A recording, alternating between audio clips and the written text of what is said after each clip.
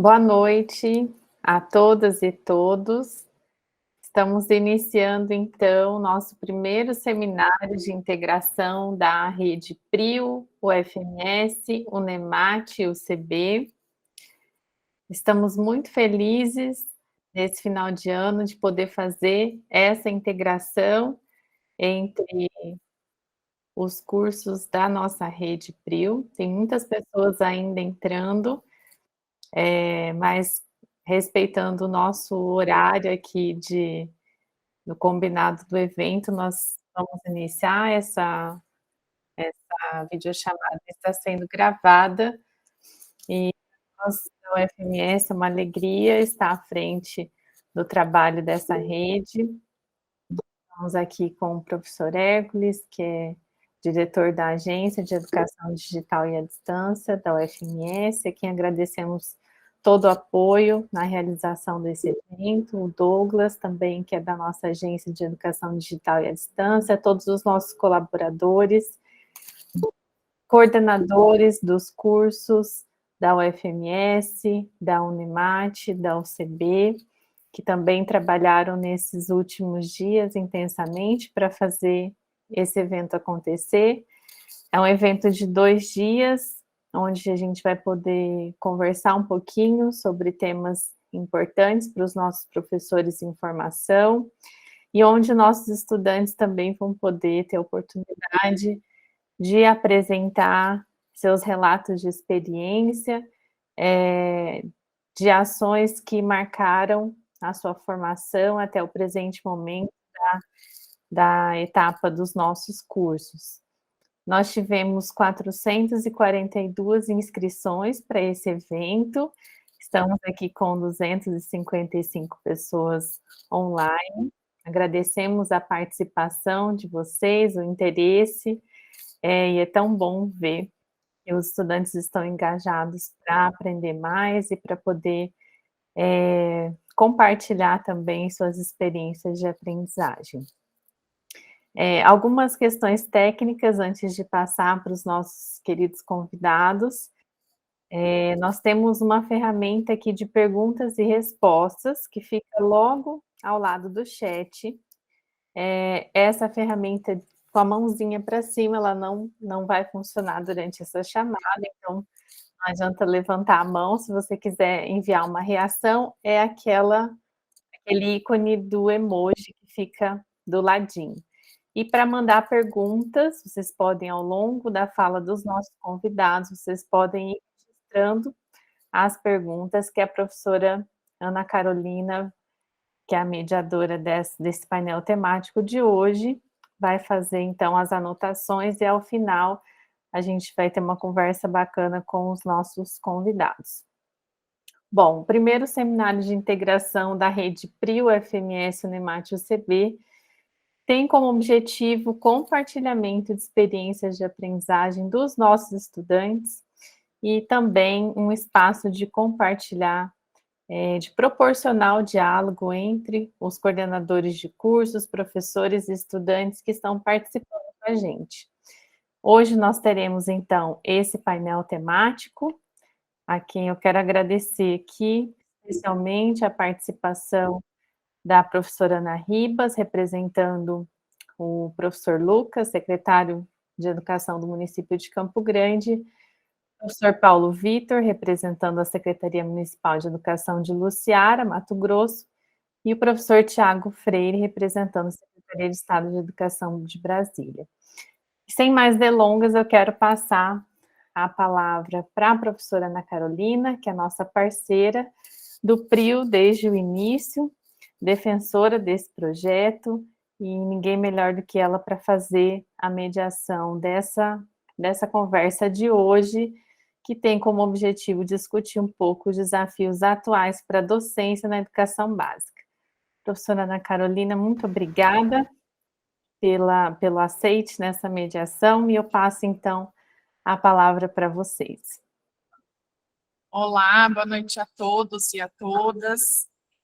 A professora Daiane, o professor Hércules, os estudantes do PRIO aqui de Campo Grande sabem do carinho que eu tenho por esse programa, da importância de uma política pública no caso aqui de Campo Grande, que atenda às necessidades das pessoas que já trabalham nas escolas e que muitas vezes não têm a oportunidade de cursar um ensino superior em uma universidade pública. Então, queria agradecer realmente por participar da mediação. Essa semana estive em contato com os professores, que estarão hoje fazendo parte deste painel, e gostaria de apresentá-los, primeiramente, então, até para uma dinâmica da nossa noite, os professores farão a sua apresentação e, ao final, responderão as perguntas que vocês forem deixando no chat, né? Esse item aqui de perguntas e respostas. Então, durante toda a fala deles, para que vocês não se esqueçam, ou fiquemos todos lá para o final, podem ir colocando, que eu farei as anotações e passarei para eles ao final. Então, farei a apresentação, a professora Ana Maria Ribas, que neste evento está representando o secretário municipal de Educação de Campo Grande, o professor Lucas Henrique Bittencourt de Souza. Ela é mestre e doutoranda em educação, professora concursada da Rede Municipal de Ensino de Campo Grande desde 2006. Ela já atuou como assessora pedagógica na Superintendência de Gestão de Políticas Educacionais, Secretaria Municipal de Educação, CEMED 2000, entre os anos de 2018 e 2022, e atualmente é chefe do Ensino Fundamental e Médio da Secretaria Municipal de Educação, a CEMED. Logo em seguida, a fala da professora. Nós estaremos com o professor Paulo Vitor Rodrigues de Brito. Ele tem graduação em licenciatura em Química pela Universidade do Estado de Mato Grosso, UNEMAT, programa Parceladas 2012. Graduação em licenciatura em Letras com habilitação em Língua Espanhola pela Universidade do Estado de Mato Grosso, a mesma universidade, também pelo programa Parceladas. Graduação em licenciatura em Matemática pelo sistema Parceladas também da UNEMAT em 2019. Então, esse é o legítimo professor com 3 licenciaturas. Tem especialização em Química pela Rede Futura de Ensino à Distância, em 2018. Ele é mestre no ensino de Ciências e Matemática pelo Programa de Pós-Graduação Stricto Sensu no Ensino de Ciências e Matemática, pela Unemat Barra do Butras. Ele é professor interino há 14 anos da rede estadual, da Secretaria Estadual de Educação do Mato Grosso, estando os 14 anos vinculado à educação escolar indígena com o povo Ini. Ele é coordenador local do curso de licenciatura intercultural em matemática da Unemat do campus do Médio Araguaia, em Luciara, Mato Grosso. E, em seguida, o professor Tiago Freire, que ele é graduado em Ciências Biológicas pela Universidade de Brasília, em 2013, servidor concursado da Secretaria de Estado de Educação do Distrito Federal desde 2014, já atuou como professor regente, coordenador pedagógico, supervisor pedagógico, além de diversos cargos em setores administrativos e em cargos técnicos pedagógicos da Secretaria Estadual do Distrito Federal. Atualmente, atua como assessor técnico da Coordenação Regional de Ensino do Distrito Federal. Para a conclusão da graduação, apresentou um estudo sobre a percepção do que é sexualidade por jovens de escolas públicas e privadas no Distrito Federal. Na Secretaria Estadual de Educação do Distrito Federal, teve sua atuação voltada para inovação tecnológica e pedagógica, além de atuar na produção de diversos documentos, como portarias, projetos de lei, além de documentos de natureza técnica voltados para aquisição ou formalização de projetos. Então, esse é o nosso trio dessa noite, professores genuínos, né, licenciados, que estão atualmente em determinados cargos, mas a nossa profissão, a nossa essência é ser professor, não importa onde nós estejamos. Então, sejam muito bem-vindos, é um prazer receber cada um de vocês. E eu gostaria de iniciar, então, depois de toda essa apresentação, com a fala da professora Ana Maria. Professora, são todos seus. Agora, 310 estudantes que estão à sua disposição. E fique à vontade, vocês têm de 15 a 20 minutos para a apresentação, para que sobre um tempo, para que nós tenhamos uma conversa e responda as questões ao final. Vou colocar aqui a apresentação. Acho que agora compartilhou, né? Compartilhou? Sim, professora. Boa noite. Eu estou aqui representando, né, o professor Lucas Henrique Bittencourt, que ele teve um outro compromisso, tá? Mas eu trago aqui os desafios que nós temos na rede municipal e eu quero agradecer o convite, né? Dizer que a CEMED é parceira, né? Desde o início, quando vocês levaram o edital. Eu lembro que eu estava como assessora na superintendência, fizemos ampla divulgação, porque nós entendemos a relevância da Rede PRIO, né, para a formação dos profissionais que já estão atuando na rede municipal. Aí eu quero também agradecer, né, aos meus colegas, né, e espero que nós tenhamos aí um excelente diálogo, tá bom? E eu acho que nós temos, né, acho que Daiane, acho que mais de 100 profissionais da rede municipal, da secretaria na Rede PRIO. Então, é um motivo de muita alegria. Quem conhece a minha trajetória na rede sabe que eu sou uma incentivadora, né, do ensino superior. Eu falo, não, nós temos que fazer, nós temos que estudar. Então, o que eu vou compartilhar aqui, talvez os nossos profissionais, eles vivenciam já na prática, né? Mas eu vou trazer aqui algumas experiências, né, que nós podemos pensar junto, como que nós podemos pensar em uma educação pública, né, com qualidade social. Então, quando o professor Lucas falou assim, olha, professora Ana Ribas, nós vamos ter que falar sobre os desafios atuais para a docência na educação básica. E pensando nisso, quantos desafios que nós temos, né? E aí, né, eu trago aqui, primeiro desafio que nós vivenciamos, né, vocês sabem, a aprovação da Base Nacional Comum Curricular em 2017, que ela estabeleceu aí os objetivos de aprendizagem, né, para cada ano, etapa, né? E nós tivemos que reelaborar, revisar os nossos currículos em consonância com a BNCC, né? E esse currículo ele foi lançado em 2020, né? Lembrando aí que a base é um documento normativo que nós não conseguimos suprimir nenhuma habilidade estabelecida, mas nós conseguimos, né, inserir algumas habilidades para atender a parte diversificada do nosso currículo. Quando esse currículo ele foi lançado em 2020, o que nós tivemos? Uma pandemia.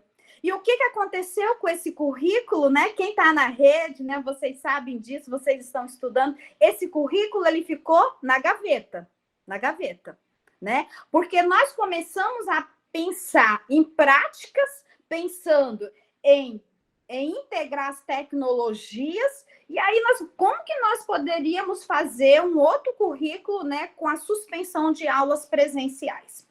E a suspensão de aulas presenciais, ela trouxe, né, ela deixou marcas. A gente sabe, né, que foram anos de luto e de luta, né? A gente sabe disso, né?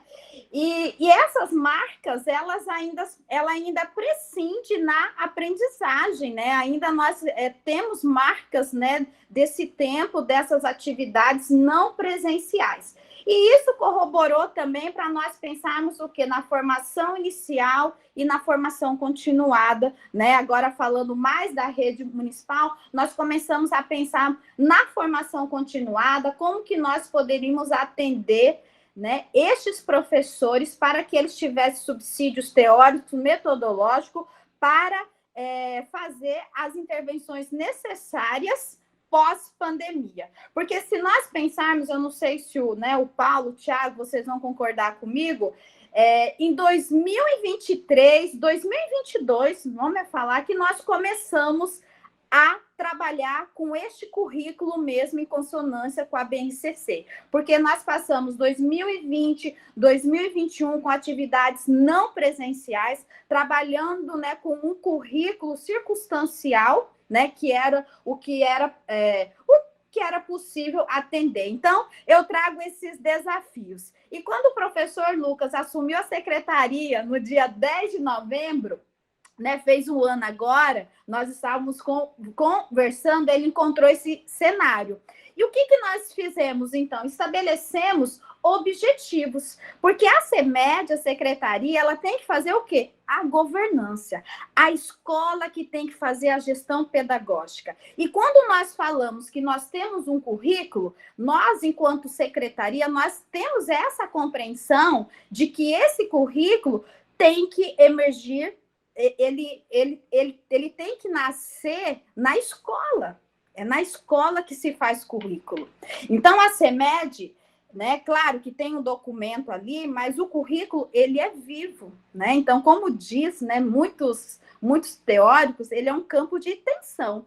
Mas a CEMED, ela tinha que estabelecer ali a sua governança. E quando... Aí nós traçamos esse objetivo aqui, que aí eu vou falar mais das experiências da rede municipal, né? Nós pensamos, né, neste objetivo aqui, estabelecer a gestão pedagógica para as unidades escolares da rede municipal de ensino, que contribuindo com o acesso, a inclusão, a permanência e a aprendizagem dos estudantes na sua trajetória escolar. E por que nós pensamos no acesso e permanência? Pasmem, pós-pandemia, nós tivemos um número significativo de alunos não frequentes. Alunos de 4º, 5º ano, que não costumavam faltar, né? Nós começamos a ter salas com 30 alunos, né? Um dia de aula normal, sem chuva, a gente começou a ter 15, 20 alunos pós-pandemia. E um número significativo de evasão a partir do 5º ano. Aí isso, né, fez com que nós ficássemos alertas, né? Porque nos anos iniciais, né, o número significativo de faltas e de evasão, aí nós pensamos, né, juntos, como que nós poderíamos, então, estabelecer, né, algumas ações para fortalecer a escola, porque, como eu disse, a secretaria, ela é governança, a escola que tem que fazer a gestão pedagógica, porque nós precisamos acreditar nos profissionais que atuam nesse espaço educacional, né?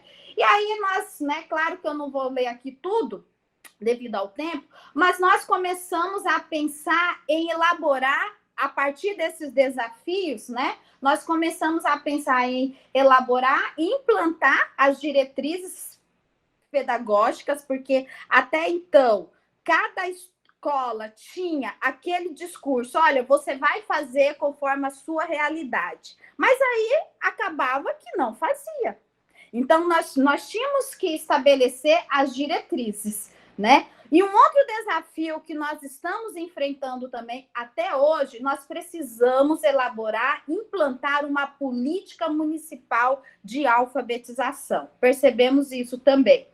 E aí nós também traçamos como meta aqui, né, a reorganização curricular, né, pensando como que nós podemos, né, contribuir para que o professor entendesse melhor o currículo da REME, que está em consonância com a BNCC.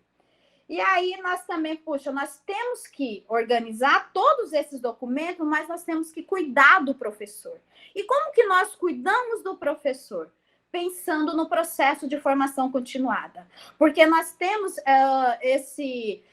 porque nós pensamos assim, se eu cuido do professor, automaticamente eu cuido dos nossos alunos. Então, nós precisamos entender esse sujeito que tem seus sonhos, que tem suas dores, que tem suas expectativas, né? E aí também nós pensamos em planejar projetos específicos que pudessem subsidiar essa ação docente a partir desses desafios, tá?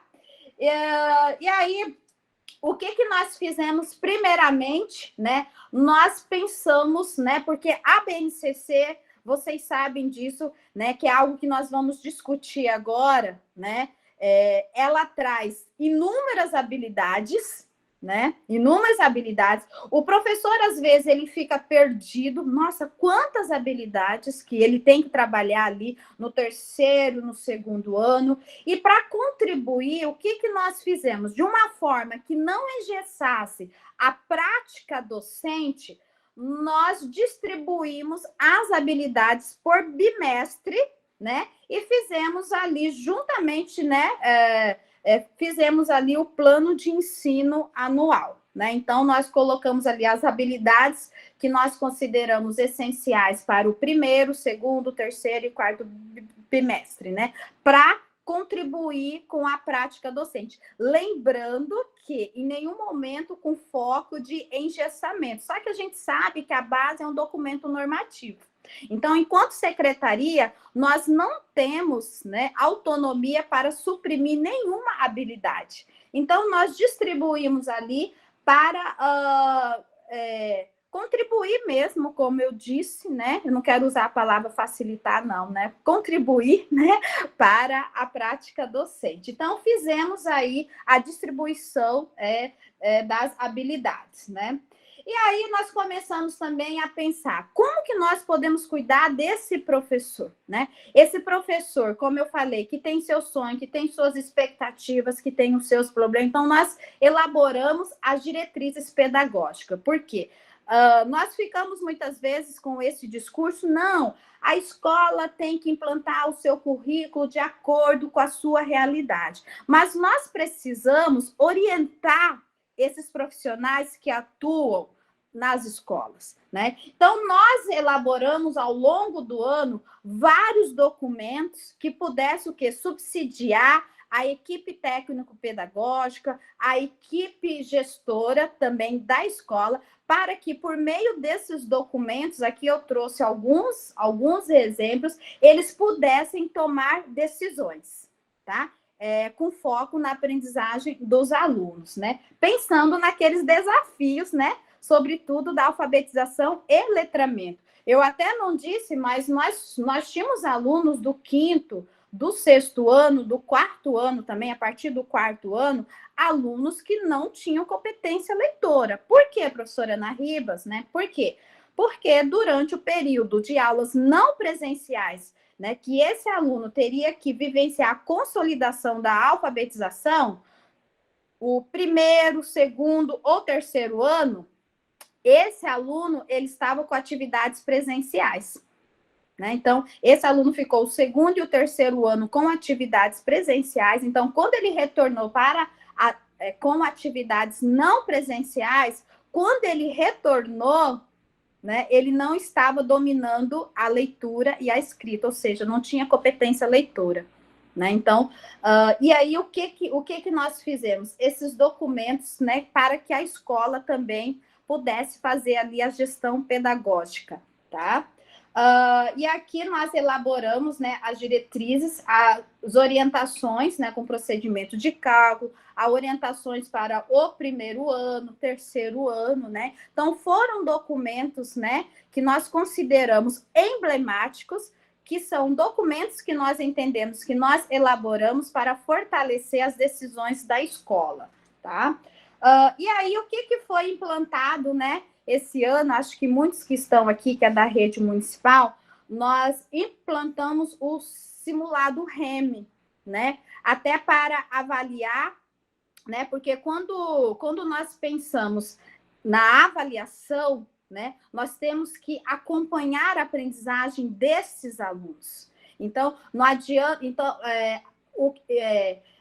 durante o ano, esses alunos fizeram 4 simulados a partir dos planos de ensino anual, né? Mas lembrando que nós sempre tivemos o cuidado de não engessar a prática docente. O professor, ele sempre teve autonomia, né? Claro, ali nós orientávamos as habilidades, mas ele tinha autonomia de perceber, puxa, a habilidade 8 não foi consolidada no quarto ano, então eu vou retomar a habilidade 8. E como que ele tinha esse subsídio, né? Como ele tomava essa decisão? Então, a partir do simulado REME, né? Cada escola tinha o dado ali da sua turma, então do segundo ano, como estava ali o segundo ano A da escola Etalívio, né? Então, cada escola recebeu o seu dado, até porque a CEMED ela comprou um software, né, que fez a leitura, e nós elaboramos esse documento, né, de orientações pedagógicas, né, que possíveis caminhos a partir dos resultados do simulado. Então, aqui, o professor, ele tinha, né, juntamente com a equipe gestora, orientações necessárias para que ele olhasse para os seus dados do simulado, não como forma de punição, isso nós deixamos claro, mas esses dados eram fontes para discussão no chão da escola. Né? Aí eu vou trazer o Paulo Freire, que Paulo Freire fala que a escola tem que ter diálogo, mas esse diálogo tem que nascer o quê? A partir de uma matriz crítica. Então, esse documento, né, era exatamente isso, né? Ele tinha esse objetivo de fortalecer a criticidade dos professores, dos profissionais que atuavam ali na escola, a partir dos dados do simulado.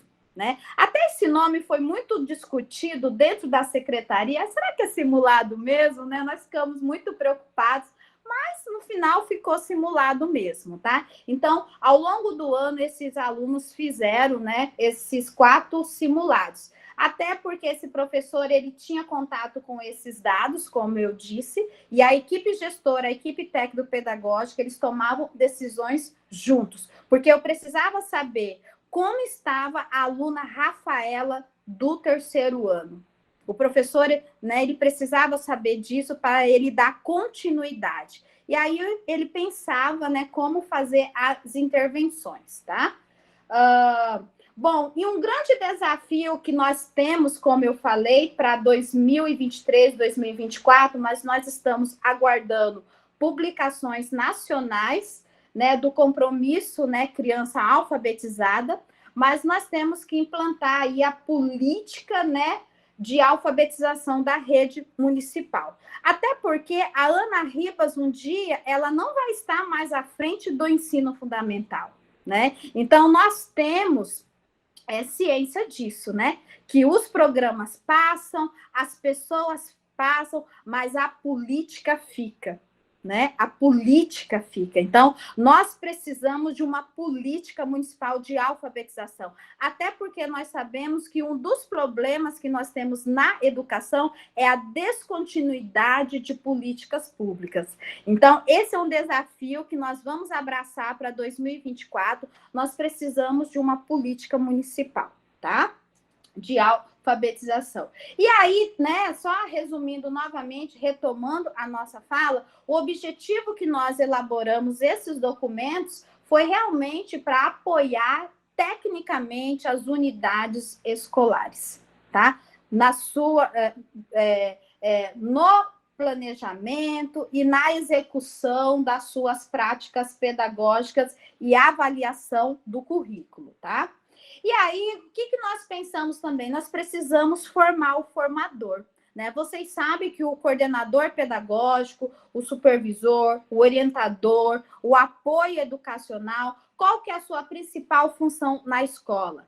De ser formador. A gente sabe, né, que até a Placo coloca, né, que a coordenação ela tem aí a função articuladora, a função formadora, a função transformadora, né?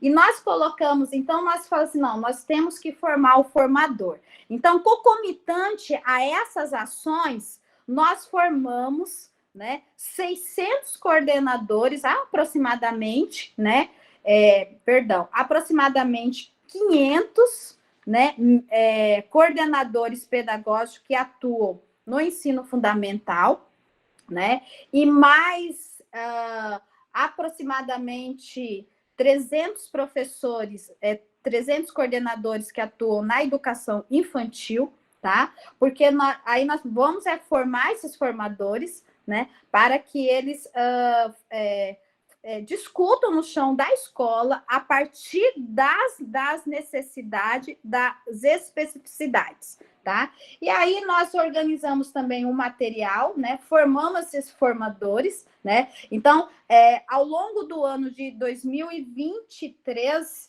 nós trabalhamos 4 temáticas que nós entendemos que não foram fragmentadas, porque a primeira temática nós trabalhamos a organização do trabalho docente, né? Então, o planejamento, o plano de aula, isso foi no mês de março, início do ano letivo, tá? Aí nós trouxemos o referencial curricular, porque esse coordenador pedagógico, ele precisava entender as especificidades, né, do currículo da rede municipal, em consonância com a BNCC, ele precisava entender que a língua portuguesa tem campos de atuação, que língua inglesa tem eixos, né, que tem conhecimentos específicos em determinado componente curricular. Então, nós precisávamos o quê? Fortalecer, né, tecnicamente, né, e teoricamente os membros da equipe técnico-pedagógica, tá? Então, a segunda temática, nós trouxemos aí o estudo do referencial. A terceira temática, avaliação da aprendizagem, né? Debatendo as funções da avaliação, sobretudo a avaliação diagnóstica, que a gente tinha que sair desse modelo simplista, reducionista. E quando eu falo disso, é quando a gente faz a avaliação diagnóstica, às vezes a gente fica nesse patamar. O que o aluno sabe, o que o aluno não sabe. Ao contrário, quando nós fazemos a avaliação diagnóstica, nós temos que enxergar o potencial, né, de aprendizagem desses alunos, como esses alunos podem avançar. Então, discutimos isso também. E a quarta trilha, que foi a última, nós trouxemos o simulado REM, ou seja, a partir dessas teorias, né, que nós estudamos ao longo do ano, como que ele poderia fazer a intervenção a partir dos dados do simulado REM, tá? E aí os coordenadores faziam as formações conosco e debatiam posteriormente com seus professores. Nesse dia, a rede municipal, ela não tinha aula. Por que nós pensamos nisso? Porque nós precisamos dar voz, né, aos protagonistas da escola, né, que são os nossos professores, né, e nós entendemos que os alunos também, tá? Bom, e concomitante a essas ações, acho que meu tempo já está acabando, né, Carol? Né, mais 5 minutinhos. Mais 5 minutinhos. Nós acreditamos que os professores, eles podem aprender com o outro, né? Os professores mais experientes podem aprender com os professores menos experientes e os menos experientes podem aprender com os professores mais experientes. E aí nós tivemos um grande desafio, né? Porque a base, ela trouxe aí a consolidação da alfabetização até o 2º ano. Então, aí o que nós pensamos? Nós precisamos, então, focar nos professores alfabetizadores, né? Porque eu não posso mandar um menino lá para o 3º, 4º ano sem saber ler, não vai virar uma bola de neve, até porque nós temos que cuidar deste aluno, né, que veio lá da pandemia. Então, a gente tem esse compromisso de consolidar a alfabetização. Até porque também a LDB, vocês sabem, trouxe como dever do Estado a alfabetização plena, né, desses estudantes, né? E aí nós tivemos como desafio montar aí um grupo de estudo de professores alfabetizadores da REM, o GEPAR, que esses professores, eles compartilham, né, experiências. Aqui a foto, né, tá o nosso secretário, né? Eles acontecem, são encontros mensais, né? Até nós vamos ter o encerramento agora, que esses professores, eles compartilham experiências, né? E isso tem sido muito bom, porque nós também desvencilhamos dessa prática de que os técnicos da CEMED que sabem, não. Então, nós partimos, né, da teoria que os professores, eles têm os seus saberes. Como eu posso falar né, para uma professora que alfabetiza há 20 anos, há 15 anos, né, que aquela forma está errada. Não posso, como técnica da secretaria, né? Nós temos que respeitar, mas nós temos que o quê? Discutir diferentes práticas, inclusive a prática dessa professora que já está atuando aí há 15, 20 anos na REME, né? Então, esse grupo, ele parte da valorização do trabalho docente, em que os próprios professores compartilham as suas experiências. Então, eu costumo dizer que é um grupo que nasceu forte, né? Porque ele nasce a partir dos professores. Então, eu já falo que o grupo já não é mais da CEMED, já não é mais da divisão do ensino fundamental. Esse grupo de estudo é dos professores, né? Então, hoje frequente, nós temos mais de 300 professores, tá? Trocando experiências, práticas acerca da alfabetização e letramento, tá? Bom, e aí pensando nos alunos, né, que necessitam da recomposição de aprendizagem, né? Lembra lá do desafio que nós colocamos, né, que eu coloquei no primeiro slide? Nós elaboramos o projeto Aprender Mais na REME, né? Esse projeto, né, esse aqui é a capa do nosso material, né, que os técnicos, né, fizeram, né, lá na divisão, né, a qual eu sou chefe, né? Nós elaboramos o nível 1, o nível 2 e o nível 3, que provavelmente será lançado em 2024. Então, qual era o foco? Era a consolidação da alfabetização e letramento desses alunos, sobretudo matriculados nos 4º e 5º anos. Então, o projeto Aprender Mais, ele tem aulas no contraturno, uma professora, né, responsável com turmas pequenas, né, que tinha como foco a alfabetização e letramento. Claro que ela poderia utilizar vários materiais, outros materiais, tá? Mas esse foi um investimento da prefeitura, da secretaria, que ficou em torno aí de 700 mil mensais. Eu falo que é investimento, não é despesa, porque educação é investimento, né? Então, você multiplica aí por 10 meses, né? Então, não estava no orçamento, não vou ser leviana dizer, mas foi uma luta do nosso secretário, que entendeu que era emblemático enfrentar essa defasagem que nós tínhamos quanto à alfabetização e letramento, né? Então, e por que nós pensamos nesse nome, Aprender Mais na REME? Porque nós não queríamos aula de reforço, aula de recuperação, porque nós partimos também da ideia de que esse aluno ele tem condições de aprender mais. Não é que ele sabe menos, ele não teve oportunidade. Ele viveu o período da alfabetização e do letramento em um período, né, de pandemia, um período pandêmico, mas ele tem potencial de aprender mais. Então, por isso que o projeto ficou com este nome, tá? E aí, nesse projeto, hoje foi o encerramento oficial, hoje à tarde, né? Está no Instagram da CEMED aqui, né? Nós certificamos, né, mais de 5 mil alunos nesse projeto. Então, mais de 5 mil alunos, né, passaram por esse projeto, tá?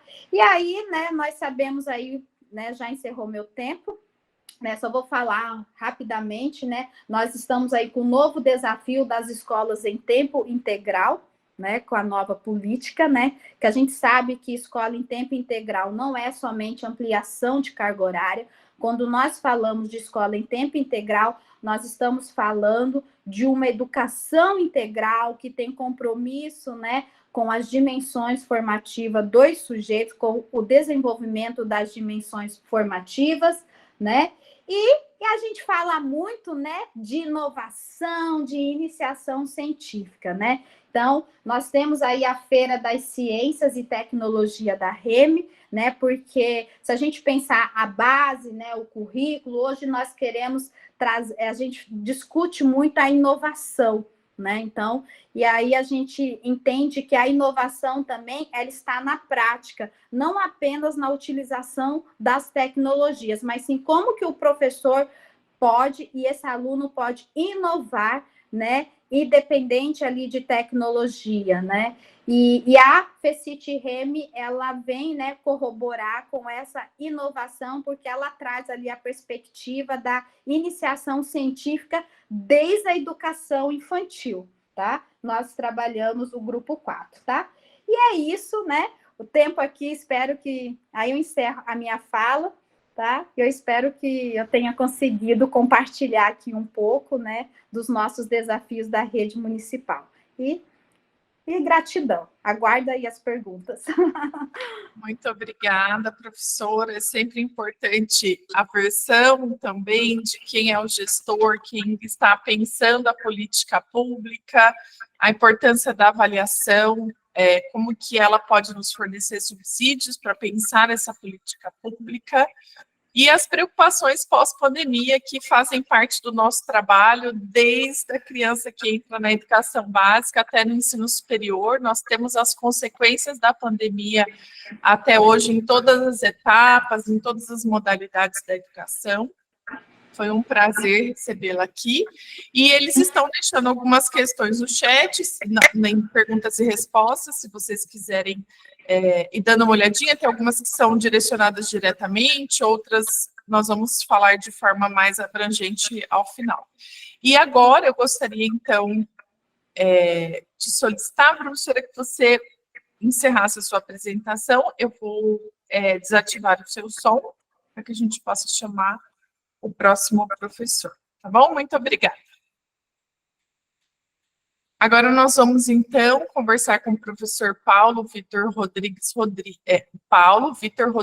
de Brito, que ele está nessa rede representando o Mato Grosso, que aqui há uma briga. Falou Mato Grosso, não falou do Sul. Já no ritmo, o camarada leva a vaia, já leva o do Sul. Então, seja bem-vindo, professor. É um prazer estar com você aqui, o representante do Mato Grosso. Você terá 20 minutos. Eu coloco aqui no chat privado que nós temos, avisando quando o tempo expirar, ok? Agora nós temos 350 participantes, são todos seus também. Obrigado pelo espaço, gente. Primeiramente, eu queria agradecer a oportunidade. Esse momento aqui é um momento ímpar, que a gente pode estar sempre compartilhando conhecimento, assim como a gente também vai levar daqui muitas coisas para a nossa prática pedagógica. Acredito também que os futuros professores que estão aqui presentes neste momento, que eles entendam essa aflição nossa, né, de que o professor ele nunca chega no seu ponto ideal, né? A gente está sempre em busca da perfeição, de melhorar, de buscar contribuir sempre mais e mais com os nossos educandos, né? Então, isso é uma busca constante. Assim como a gente busca conhecimento, eu acho que a gente busca ser sempre melhor em nossa prática pedagógica, né? Eu vou compartilhar agora os slides. Só licença. Tela cheia. Ver se vocês conseguem.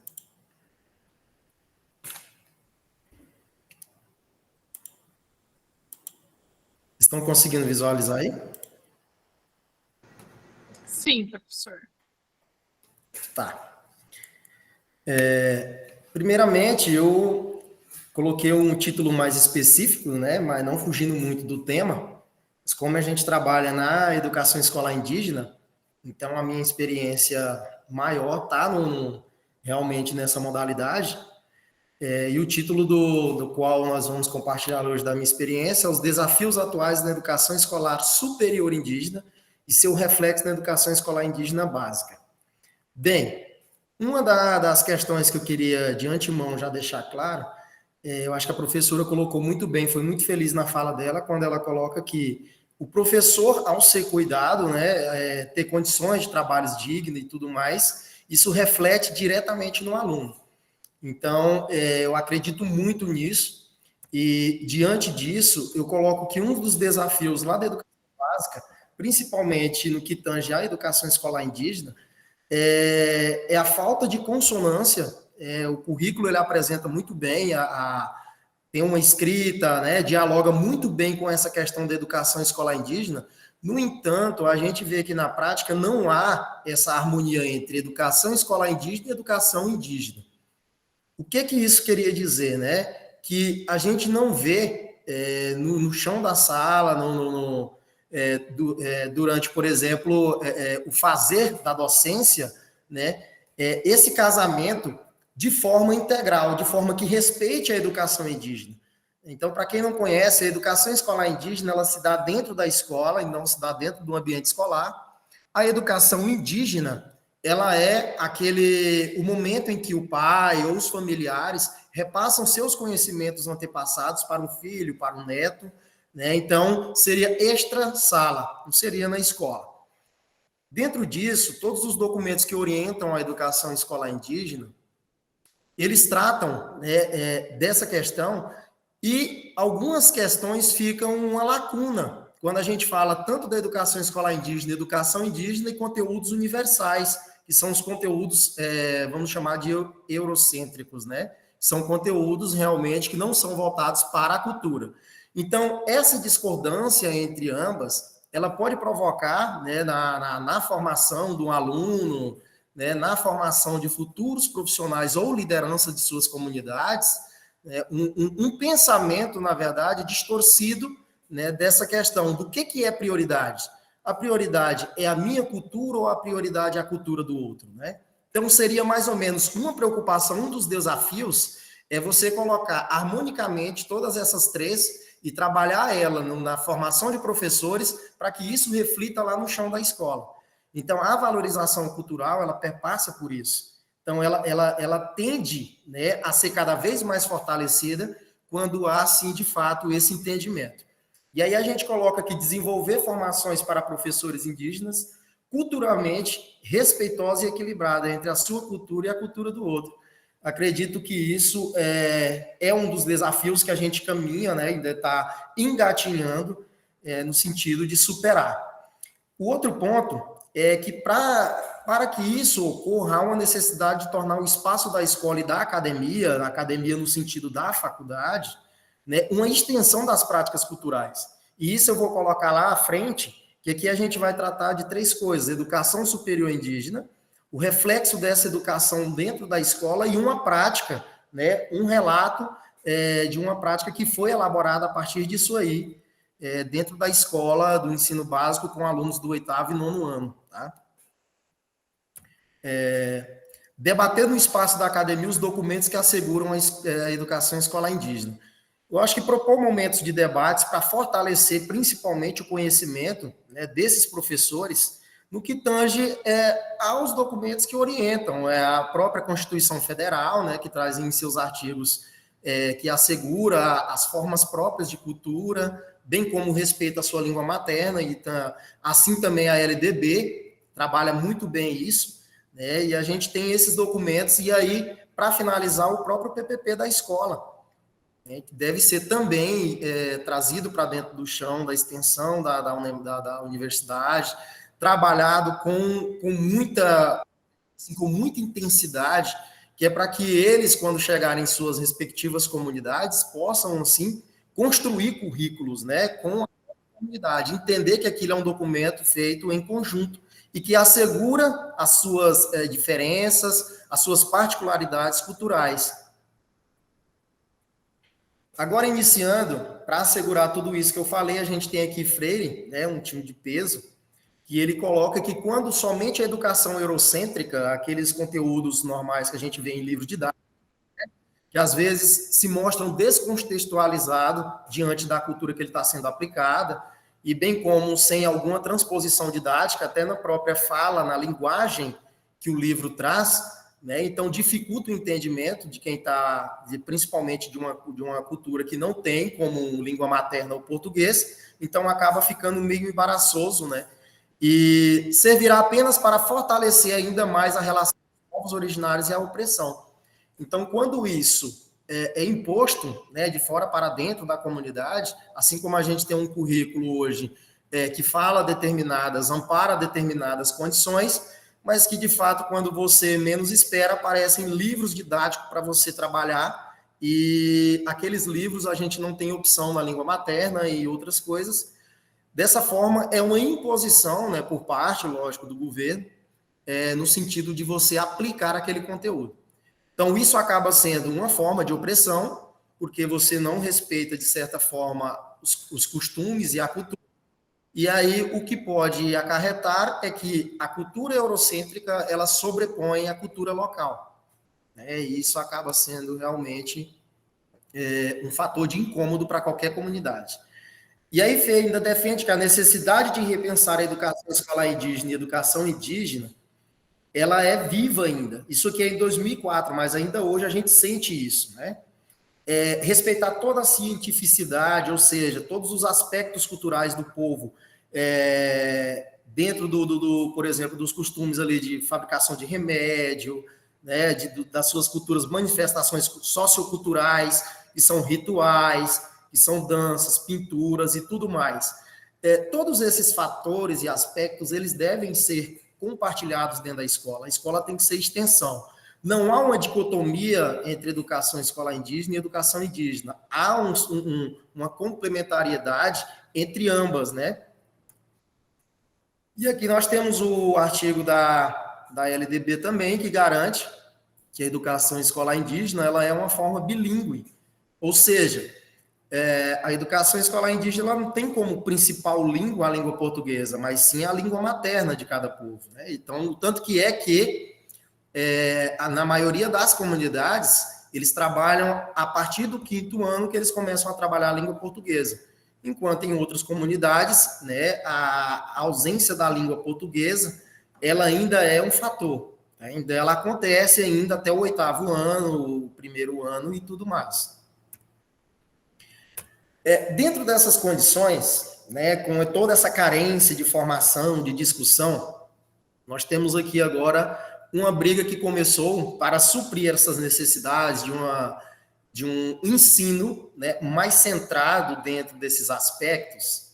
Começou-se a licenciatura intercultural em matemática, que eu queria citar aqui pela Rede Prio, né, que foi, na verdade, para nós aqui da região, um feito muito valorizado pelas próprias comunidades, né? Tanto que a gente teve todos os anciãos de cada comunidade, cacique presente na abertura do curso, e já queria aproveitar e agradecer, né, os representantes da Rede Prio aí. Então, começou-se esse sonho há mais de 10 anos. Como a educação escolar indígena ela passava por um período onde todas as comunidades não tinham professores formados, então, todas as cidades aqui da nossa, particularmente da região do Araguaia, começou uma manifestação para poder que abrissem turmas, né, interculturais nas diversas áreas, pedagogia, matemática. No entanto, esse sonho ele não foi possível no ano de 2016. Então, passou-se muitos anos depois, né, até completar agora 10 anos do início desse sonho. Em 2016 foi dos diálogos mais produtivos, no entanto, havia começado antes. E aí o município se mostrou muito preocupado com o curso. E nessa preocupação, houve uma relação, um diálogo entre o município e o NEMAT, e aí começou-se a implantação dessa turma intercultural. A abertura da turma começou agora em 2022, né? E a preocupação do município é tão grande que a cedência de profissionais, no sentido de trabalhar de forma mais centralizada e mais próxima desses alunos, né? Então, assim, há uma preocupação do município que não haja desistência por parte, né, dos povos indígenas ao qual estão ingressados no curso, e diante disso, a gente tem agentes que visitam, né, que ficam ali no momento, no dia a dia, tentando dialogar com eles, ver quais são os aspectos culturais que devem ser respeitados, para que a faculdade ela possibilite que ele não seja, de certa forma, agredido de forma cultural, que ele sinta que aquele ambiente, né, é um ambiente não propício para ele fazer as manifestações, curtir, às vezes, ali, fazer uma comida típica, né? Então, assim, tem os processos de luto e tudo mais. De certa forma, respeitar na íntegra todas as formas culturais, a qual ele faz na aldeia também, né? Aqui nós temos, e fizemos a abertura como meio também de segurar esses alunos, como para poder a gente fazer com que eles se sintam mais à vontade, a gente abriu a visita das lideranças. Então, nós temos aqui hoje um representante a nível nacional, quase reconhecido como uma das maiores autoridades aí dos povos indígenas, o Damião. Então, ele faz visitas frequentes para ver como que está o andamento da turma, para ver se não há nenhum tipo, por exemplo, né, de necessidades que ele possam ajudar. Então, às vezes, a gente entende que as manifestações culturais, a própria forma de lidar com o espírito, né? Então, assim, no espírito que eu falo, no sentido de doenças emocionais e tudo mais, é totalmente diferente, né, dos não indígenas. Então, isso deve ser respeitado, e aí nada melhor do que um ancião, né, para conhecer quando isso está ocorrendo.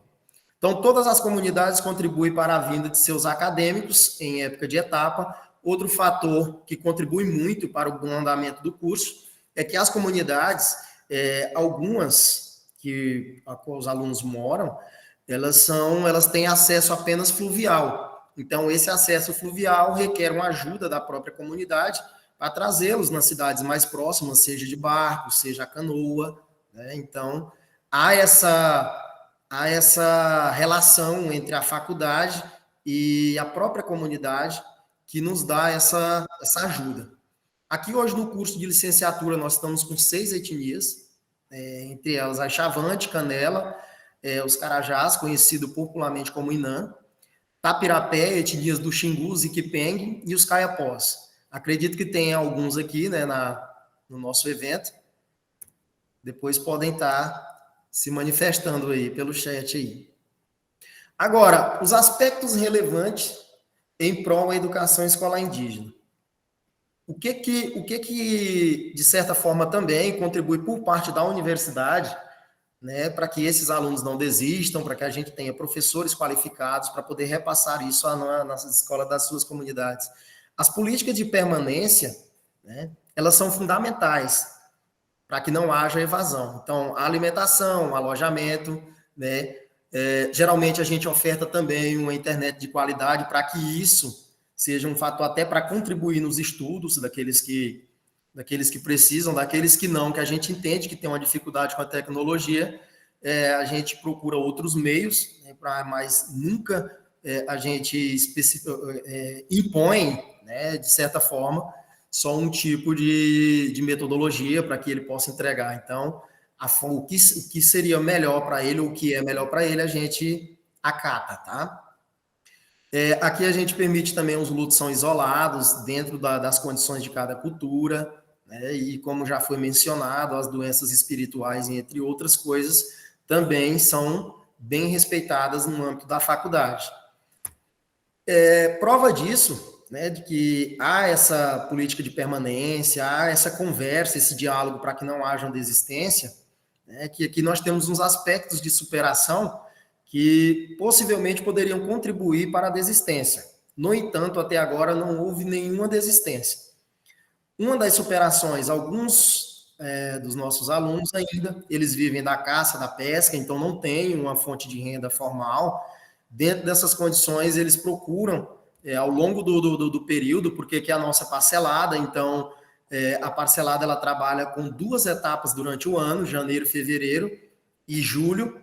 Então, tem um tempo para eles poderem reunir, né, algum custo financeiro, para eles poderem estar vindo para a etapa.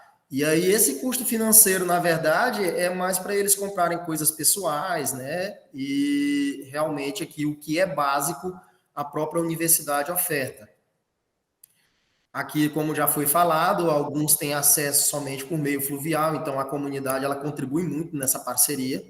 E quais são as consequências dessas políticas de permanência? Até agora não houve desistência, né? E apesar dessas dificuldades, tanto financeira quanto de translado, de vir para a universidade. O reflexo das ações também da academia em suas comunidades. Aqui a gente recebe relato direto de alunos que estão agora empregando as metodologias, o que está aprendendo no chão da universidade dentro das suas comunidades. Então, eles levam daqui, postam foto, até porque alguns tinham dificuldade também em tecnologias digitais, né?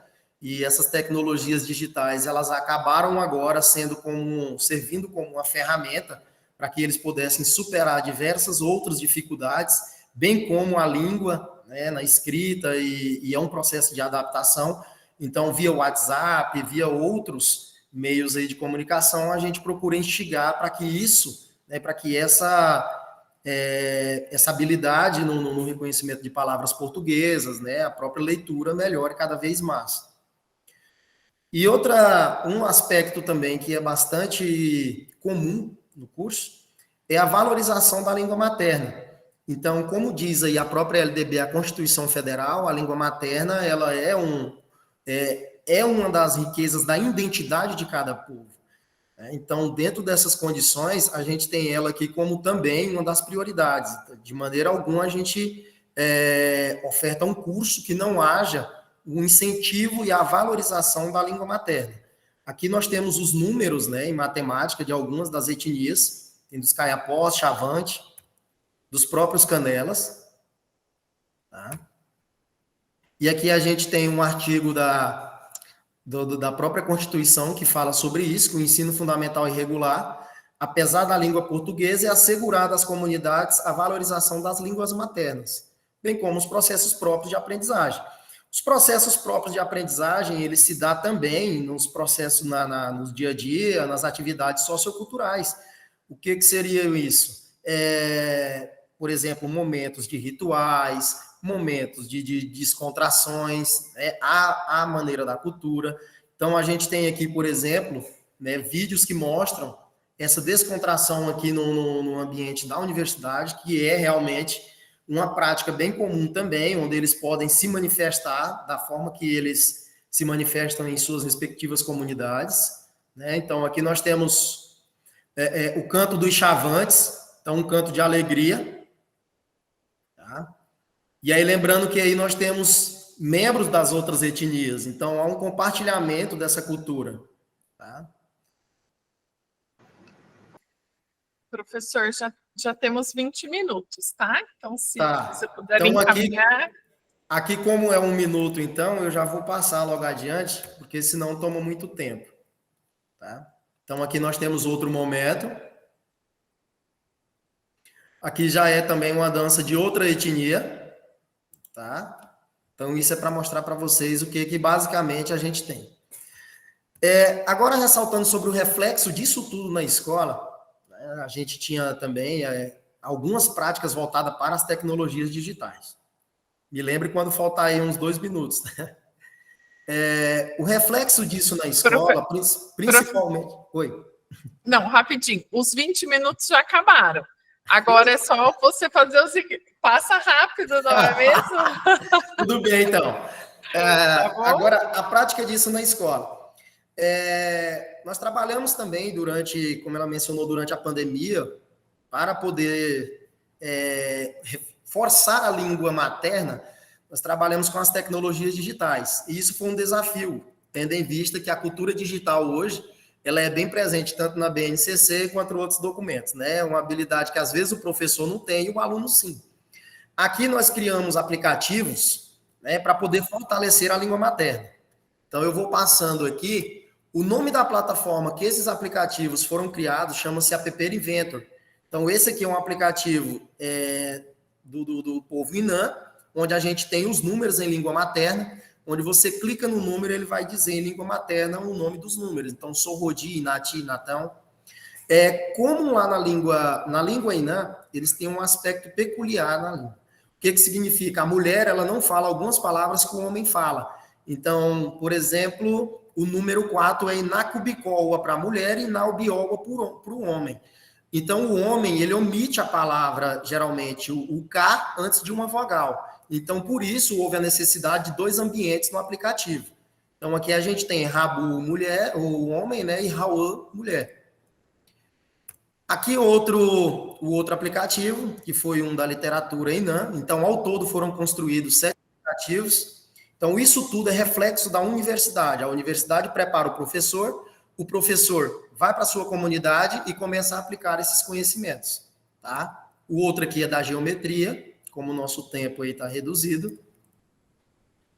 Então, vou passando aqui um pouco rápido. Esse aqui é de medição da canoa. Então, vocês podem observar que todos os aplicativos têm um storyboard. Storyboard, ele é uma versão, né, ele é, na verdade, uma metodologia utilizada para gravar vídeos. Só que aí você pode se adaptar ela, né, na perspectiva aí da organização dos elementos para poder criar aplicativos. Então, foi isso que foi feito neste caso aqui. Então, aqui, esse no aplicativo, ele tira a raiz quadrada de tamanhos, de canoa, né, de qualquer objeto voltado para a cultura. Aqui é um calendário sociocultural, onde o aluno também criou. Todas essas linguagens, pessoal, é de linguagem de programação em bloco. Então, tem várias plataformas que trabalham nessa perspectiva, né? E aqui são as referências. Eu queria pedir um muito obrigado, vai desculpando aí um pouco. Imagina, professor, 20 minutos passam muito rápido. Parabéns pela sua apresentação. Como é importante, eu sempre falo, o vínculo com a universidade pública na proposição dessas formações, porque elas nos permitem uma autonomia para chegar a lugares que muitas vezes os cursos regulares que a gente chama na universidade não conseguem atingir. Então, parabéns. Conhecer um pouco do trabalho que vocês fazem com esse curso de matemática intercultural indígena. E agora, dando os encaminhamentos desta noite, eu gostaria de chamar o professor Tiago Freire, que é o representante da UCB. Professor, seja bem-vindo. Assim como o professor Paulo Victor, você tem de 15 a 20 minutos. Eu vou sempre deixar um avisozinho no chat quando faltar 5 e depois 2, e aí se ultrapassar muito, eu interrompo para que a gente tenha aí mais uns 20, 25 minutos para responder as questões.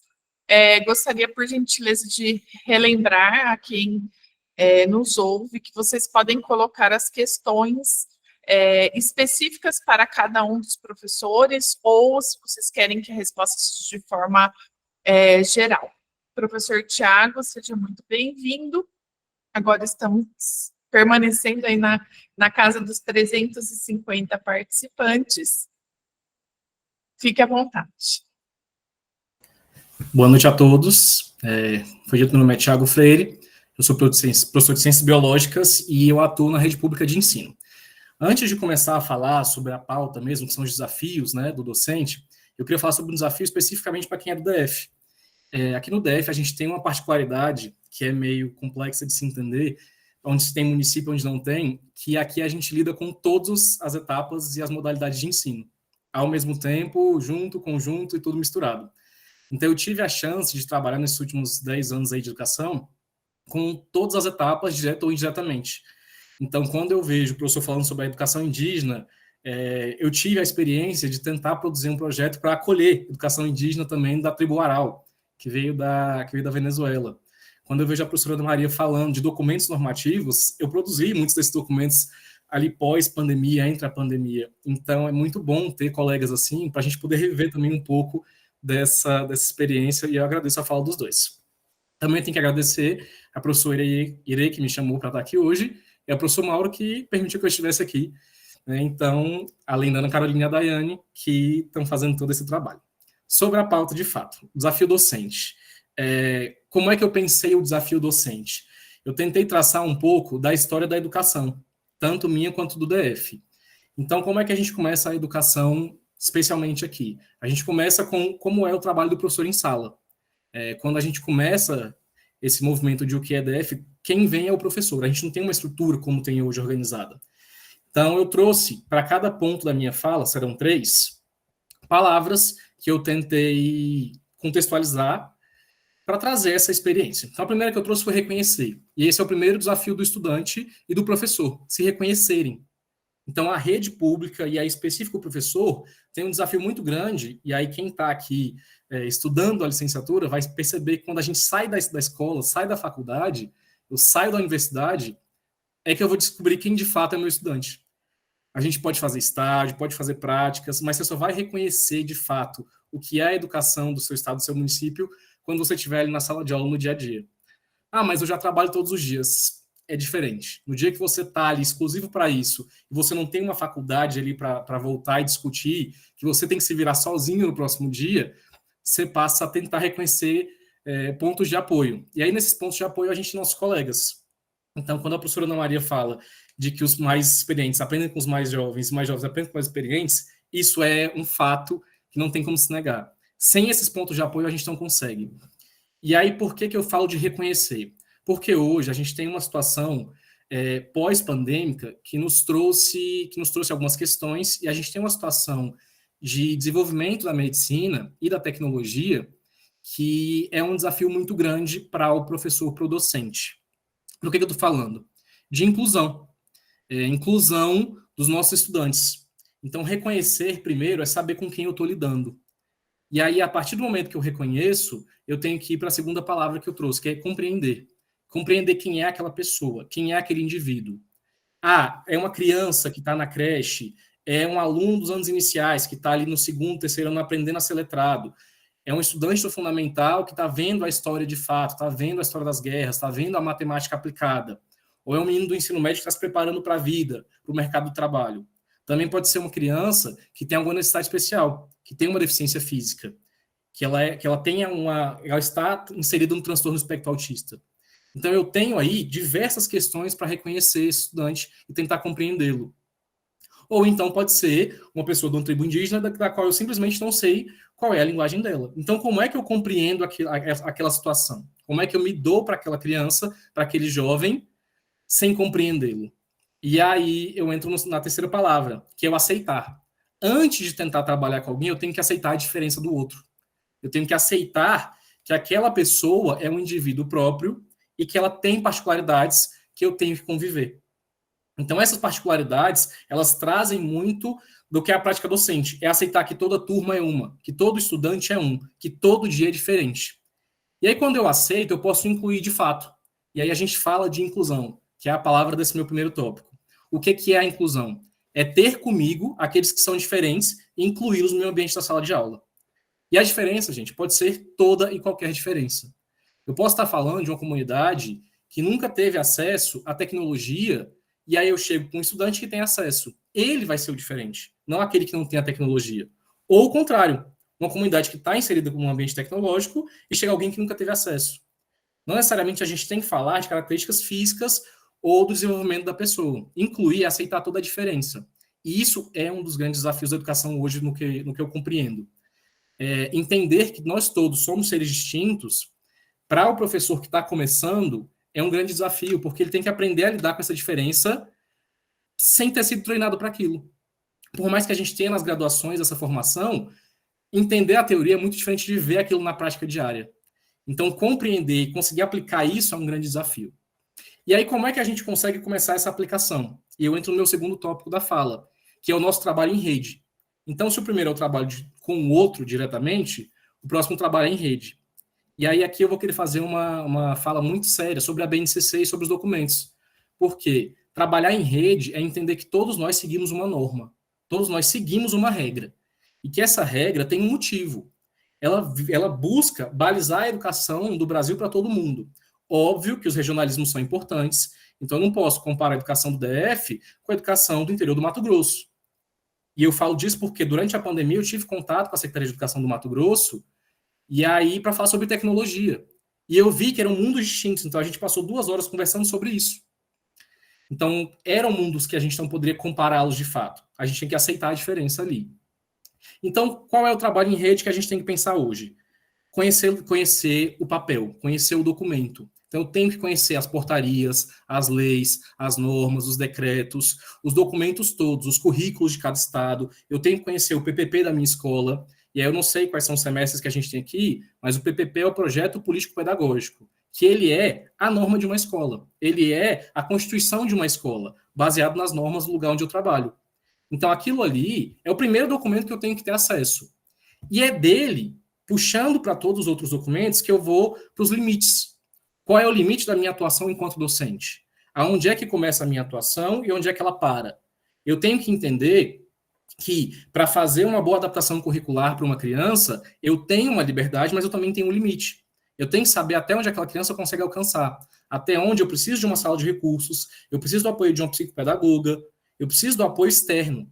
Se eu não entender o meu limite enquanto educador, eu posso acabar atrapalhando o desenvolvimento daquela criança, porque eu tenho profissionais que são habilitados para aquilo. Eu tenho um profissional que, quando ele sentar comigo, ele vai alcançar o limite dele e a gente vai fazer uma ponte. A minha, enquanto docente de sala de aula, e a dele, enquanto psicopedagogo, pedagogo, orientador educacional. E aí a gente tem uma miríade de profissões que estão ali junto conosco. Então, especialmente para os pedagogos que podem estar aqui com a gente, tem uma ampla gama, mas toda limitada. Eu posso ter várias áreas de atuação, mas toda área tem um limite. Por quê? Porque cada limite define onde é que a gente pode se unir. Então, se a gente não respeitar esses limites, a gente não tem espaço para união. Um vai atropelar o trabalho do outro, e aí eu não vou ter uma coerência, uma coesão do trabalho pedagógico. E essa coerência, essa coesão, é que torna uma escola tão distinta. Então, uma escola onde eu tenho um orientador é completamente diferente de uma escola que eu não tenho um orientador. Uma escola onde eu tenho um pedagogo trabalhando com as crianças com necessidade especial é completamente diferente de uma que eu não tenho, porque os limites são traçados. Eu entendo até onde vai a minha capacidade. E aí, quando eu falo de limite, eu termino com a palavra que é a liberdade. Onde estão as minhas liberdades? A gente fala muito do direito de lecionar, o direito de cátedra, a gente fala sobre até onde a gente quer chegar. E aí a liberdade do professor, mais do que toda a discussão que a gente possa ter aqui, é de criar para o estudante. Sempre o nosso objetivo maior, o nosso foco tem que ser como eu posso criar para o meu estudante. Como eu posso me reinventar, descobrir um novo caminho para o meu estudante. E aí, nessa liberdade, é que eu faço uma relação direta com as universidades. A gente, na universidade, tem um tempo finito de trabalho. Então, mesmo que eu seja a pessoa mais criativa do mundo, eu não consigo aplicar tudo aquilo em um semestre que eu tenho uma matéria ali, ou em alguns meses, porque o semestre nem sempre dá 6 meses. Eu não consigo inovar na minha cabeça, eu não consigo produzir coisas novas numa sala de aula. Quando a gente está na prática pedagógica, a gente tem esse espaço, a gente tem essa liberdade. E aí, quando o professor Paulo Vitor traz aquele monte de ferramenta que a gente viu ali, né, aplicativo, letramento digital, conhecimento da língua, isso é a inovação do professor. Então, é a liberdade do professor criar. Óbvio que quando a gente tem um apoio da Secretaria de Estado, da Secretaria do Município, no meu caso aqui, das coordenações de ensino, que são os municípios, o DF, né, a gente tem as regiões administrativas. Então, quando eu tenho esse apoio, é muito mais fácil eu ter o espaço para criar, para inovar. É muito mais fácil eu aproveitar a minha liberdade. E aí, nisso, eu entro no último tópico da minha fala. Qual é? Que é a minha relação comigo. Eu já falei da relação com o estudante, com o ambiente, eu já falei da relação em rede, e agora eu venho para a relação comigo. Qual é a minha relação comigo enquanto educador? Eu tenho 10 anos de casa, eu tenho 15 anos de casa, eu tenho 6 meses de educação.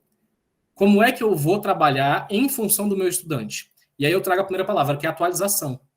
O mundo hoje se atualiza instantaneamente por causa das mídias digitais. Eu não estou falando de segundos, estou falando de milissegundos.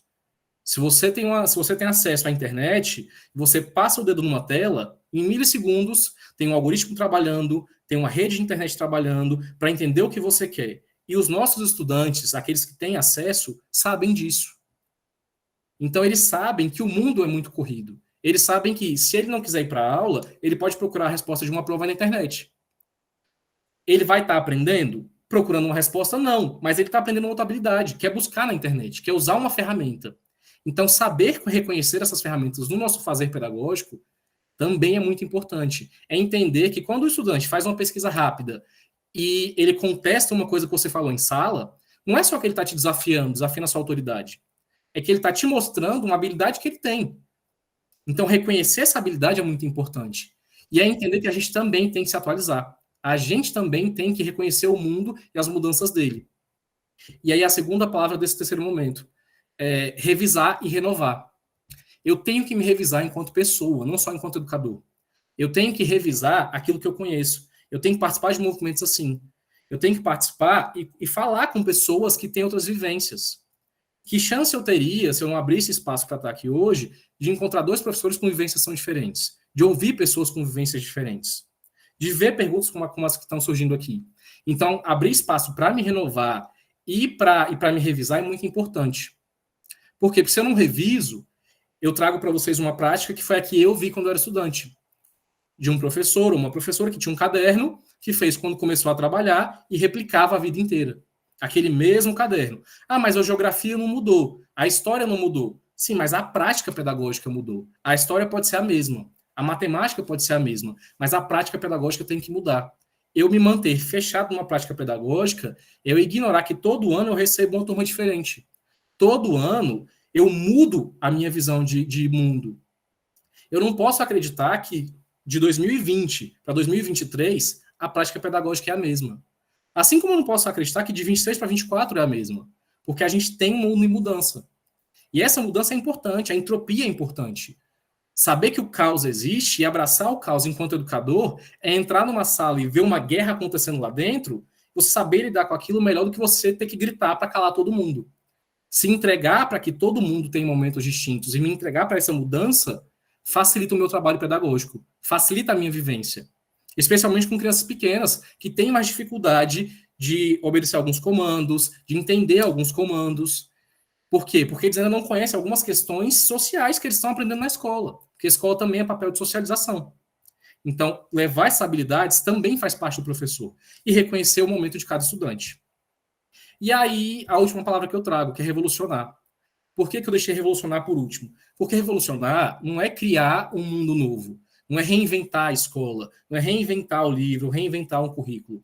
É revolucionar dentro do meu ambiente. É pegar o meu ambiente de fala e mudar aquilo de um dia para o outro.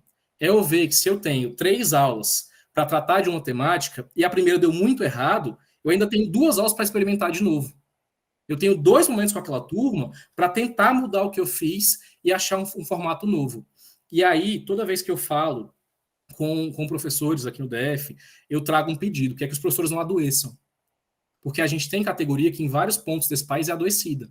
Ser professor, às vezes, é se entregar mais do que você tem apoio. Quando você se entrega mais do que você tem apoio, você cai. Se você se joga e ninguém te segura, você vai cair. Então, quando eu falo de revolucionar, é trabalhar dentro do que a gente consegue, dentro da nossa habilidade. Eu nunca dar um passo a mais do que aquilo que eu sei que está no meu limite.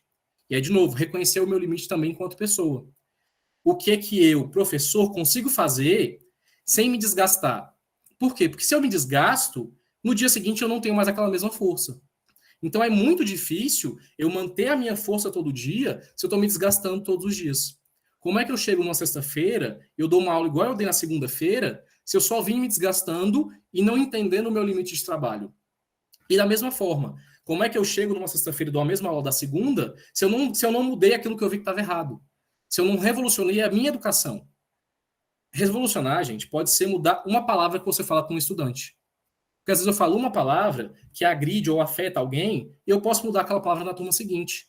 Então, uma mudança de palavra já muda todo o nosso paradigma educacional. Eu posso revolucionar a minha educação fazendo um experimento maravilhoso, com um monte de material? Posso. Ou eu posso mudar a minha educação mudando um dia a conformação da minha sala. Saindo de uma conformação tradicional e colocando em U para ter uma discussão. Ou eu posso sair de uma conformação em U, de uma discussão, para apresentar o conteúdo de uma forma tradicional. A gente tem que entender que a educação, ela vai e volta, ela é cíclica. Então, recorrer às ferramentas tradicionais e ir para as ferramentas de inovação é revolucionar.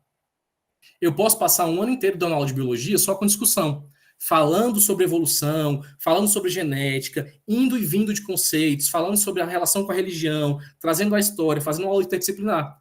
E aí, um dia, eu pegar e colocar todo mundo em fileira, naquela forma tradicional, colocar os conceitos de Mendel e dar uma aula de matemática para eles. Isso é uma revolução que vai mudar para os estudantes. Eles vão ver a diferença daquele momento que vocês vão dar para eles. Eu posso passar todas as minhas aulas fazendo uma atividade de leitura onde os estudantes leem para mim. E aí eu posso, um dia, fazer uma leitura para eles. Onde eles vão prestar atenção e vão aprender a executar essa atenção. Isso é revolucionar. Isso é se entregar e mudar. Porque é perceber a sua atuação. Não é fácil. Eu não vou dizer para vocês que é fácil. Se reconhecer e mudar é muito difícil. Por quê? Porque é você reconhecer suas fragilidades. Tentar mudar é reconhecer uma fragilidade. E aí eu indico para vocês um exercício simples. Eu sempre trabalhei com projetor. Sempre trabalhei com projetor. E aí eu sempre tive slide pronto. Nos últimos anos, eu tenho trabalhado menos em sala de aula, mas eu ainda tenho entrado algumas vezes em sala. E eu tenho tentado fugir do meu slide. E aí eu dei uma aula em abril, salvo engano, sobre o novo ensino médio. Sobre uma aula modelo mesmo de novo ensino médio para a escola entender. Eu fui convidado para uma escola rural para apresentar o que era o novo ensino médio. E aí, nessa aula, eu fiz 8 slides, ao invés dos 15 que eu fazia sempre. Hoje, eu deixei a apresentação pronta. Eu estou com 3 sites aqui abertos para mostrar para vocês só de números, dados, educação do DF, quantos professores, quantos estudantes, quantas escolas. E aí eu falei, não, eu não vou usar isso. Eu vou me desafiar a não fazer. Porque é um desafio para mim. Então, como é que eu posso vir aqui falar uma coisa para vocês e eu não executar? Eu posso jogar aqui agora no chat o link da página que eu estou falando para vocês, só que isso não seria um desafio para mim. Isso não seria uma mudança na minha forma de regência. Isso não seria uma mudança na minha forma de trabalhar com quem está me ouvindo. E aí, trago para vocês uma experiência, especialmente do DF. Quero começar para o ano que vem um projeto meu, onde eu vou só conversar com estudantes sobre temáticas transversais. Direitos humanos, racismo, questão de feminicídio. E eu me prometi que eu não vou usar material visual. Vai ser um espaço para discussão. E aí, por que eu trago essa experiência minha? Não é para dizer que eu consigo fazer. Não, porque talvez eu não consiga fazer. Talvez seja um desafio para mim que eu não consiga executar. Mas é para mostrar que mesmo uma coisa tão boba quanto não fazer um slide é uma revolução na minha forma de ensinar. É uma forma de me manter sempre vivo, sempre elétrico, sempre pronto para algum desafio. E sabem quem vai mais fazer isso com vocês? Os estudantes. Quando um estudante levanta a mão e pergunta uma coisa que você não sabe, isso não é um problema. Não saber não está errado. O problema é não querer aprender. Então, se vem uma pergunta com a qual você não sabe lidar, abraça. Fala, vamos estudar, vamos procurar junto. Vamos atrás dessa informação. Então, o que eu quero deixar de palavra final aqui? Que esses 3 momentos que eu trouxe aqui para vocês, de eu como meu estudante, eu em rede e eu sozinho, são, na verdade, um movimento só que me constrói enquanto professor, que me mostra enquanto professor. E que isso é uma eterna espiral, onde eu vou subindo e descendo, subindo e descendo. E eu sempre consigo ver, porque é uma espiral, onde eu estava e para onde eu vou. Eu consigo ver a próxima volta e a volta que eu já dei. Então, o que eu peço para vocês aqui, que eu peço sempre, não adoeçam, mas se entreguem. Quando vocês começarem a prática profissional de vocês, se entreguem de corpo e alma, mas saibam o limite de vocês para vocês não adoecerem. E aí, com isso, eu fecho a minha fala e agradeço todo mundo que está aqui prestando atenção e mandando pergunta, que eu vi subindo algumas perguntas aqui.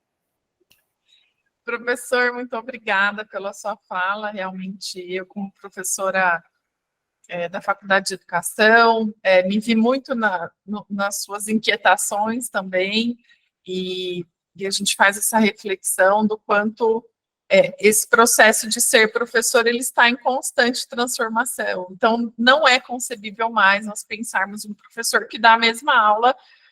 Antes a gente falava por 30 anos, agora por 2 anos, por 3 anos, né? Então, a pandemia ela veio trazer uma aceleração em questões tecnológicas, em questões que envolvem a prática pedagógica, que de repente nós demoraríamos aí 5, 10 anos para estar vivenciando, né? Então, nós vemos isso em todos os níveis, em todas as modalidades, em todas as etapas da educação.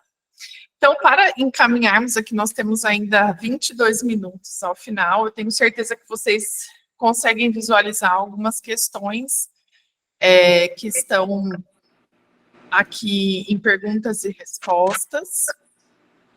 Vocês que estão nos ouvindo, vocês podem colocar aqui somente e não no chat. Deixa eu só desativar. A Daniela colocou como primeira inquietação. Essa questão do excesso de faltas, evasão pós-pandemia, também foi uma realidade aqui no Distrito Federal. Eu acredito que a falta de vinculação do Bolsa Família à frequência, como era antes, contribuiu para este cenário. Antes, as famílias tinham muito medo de perder o Bolsa Família, então se preocupavam muito. Vocês acreditam que a mudança na política de acompanhamento escolar via programa Bolsa Família, que depois se transformou em outro programa e agora retorna em relação ao vínculo, vocês atribuem a essa mudança da política dessa evasão e excesso de faltas? Eu acho que eu até que comentei sobre isso, né? Na secretaria, nós percebemos, né, alguns alunos com essa característica do Bolsa Família. Mas nós também percebemos alunos que não eram alunos do programa Bolsa Família. Mas o que aconteceu? Vocês sabem que a pandemia influenciou, né, com veemência vários segmentos da sociedade, sobretudo a parte econômica também das famílias. Né? Então, as famílias às vezes conseguiam emprego logo pós-pandemia e os seus filhos mais velhos, infelizmente, né, às vezes de 0 a 3 anos, a gente tem esse problema também do direito, né, que essa criança tem ainda, temos é um desafio a vaga, né? Aqui em Campo Grande, nós temos, em média, 13 mil crianças que nascem ao ano, né? Então, o que nós percebemos também? Que essas crianças deixavam de ir à escola para cuidar dos seus irmãos, né? E o que nós fizemos, né? Voltando à minha fala, nós percebemos 13 mil crianças nascem anualmente aqui em Campo Grande. Então, 0 a 3 anos é um desafio. Não é educação obrigatória, mas nós temos que entender que a educação é um direito social. De 0 a 3 não é educação. Então, a partir do momento que a educação é um direito, né, social, essa criança também tem direito a estar matriculada. Então, nós fizemos uma parceria, né, com a rede estadual, né, quando identificamos que muitos irmãos estavam deixando de ir à escola para cuidar dos seus irmãos menores, e o Estado, né, a própria LDB fala, né, o Tiago falou da importância de nós entendermos as portarias, as leis, né, Tiago? A gente coloca que o Estado também, em colaboração com o município, ele tem que contribuir com o ensino fundamental. Então, nós fizemos para 2024 uma parceria com a rede estadual aqui, que eles também vão ofertar 4º e 5º anos e também a construção de mais salas de aulas para atender, né, principalmente a educação infantil, né, que os desafios são imensos, né? Ainda bem que nascem, né, crianças, né? Nós ficamos felizes, 13 mil crianças, né? Mas é um desafio. E às vezes a construção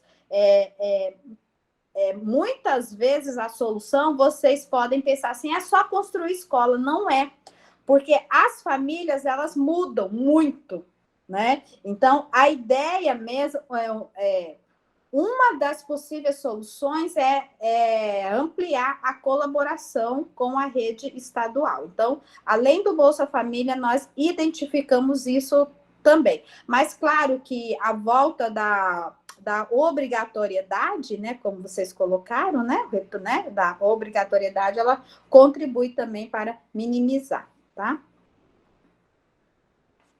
Muito obrigada, professora.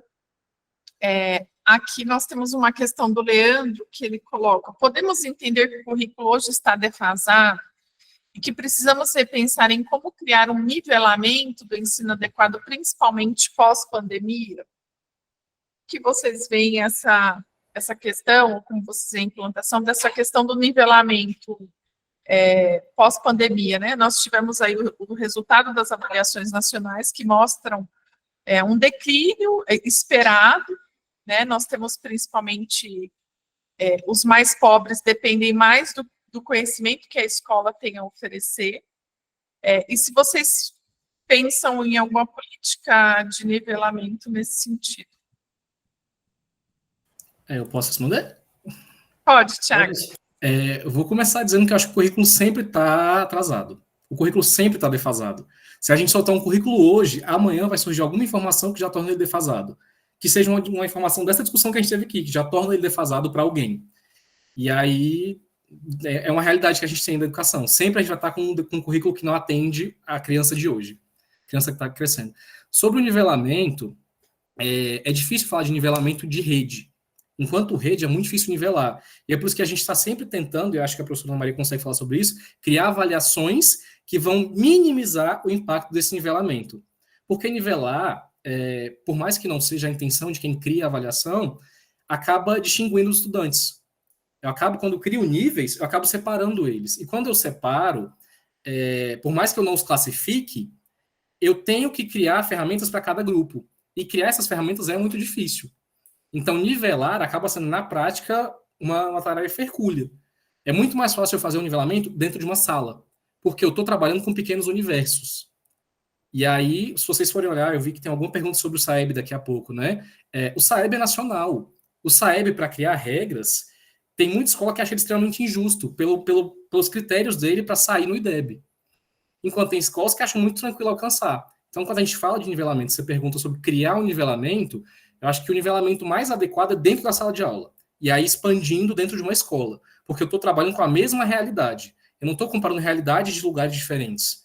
Então, nivelar dentro de um ambiente, dentro de uma comunidade, seria a estratégia ideal. Agora, assim, como é que eu posso criar?